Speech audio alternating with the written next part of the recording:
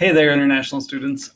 First off, congratulations on this wonderful day. I'm Mr. Weekman, and I teach art here. I have a wonderful opportunity to know most of you on a very personal level, and have been blessed by many of you throughout my couple years here at Wisco. So I want to talk about the gift that Wisco has partnered with me to kind of create for you as a very special senior gift. So we're just going to walk through some of the different things in the patterns so that you kind of get a connection of what I was trying to display as an artist. And there's also the writing on the back that kind of walks you through it. So the first thing is the central message of Wisconsin Lutheran High School focuses on what Christ did for us and what that means for us. So if you can see here, this is basically the logo of the school surrounded by a circle, the circle representing, that this message is for all people in the whole entire world throughout all time. And then that logo kind of connecting it to Wisconsin Lutheran High School. So then next you're going to focus on the heart. And these hearts, if you look, are actually created, there we go, out of two droplets.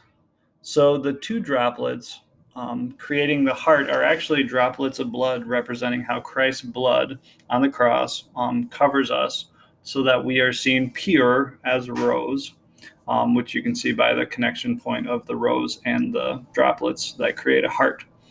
So that heart is kind of talking about how in our hearts we are broken, and no matter what we try, that's the way that it is. There's always that divide, except there is hope because Jesus shed his blood, and because he went to the cross and took our sins to the cross, we have that hope that we will be made pure again, made whole again, and we will be seen as that pure white rose.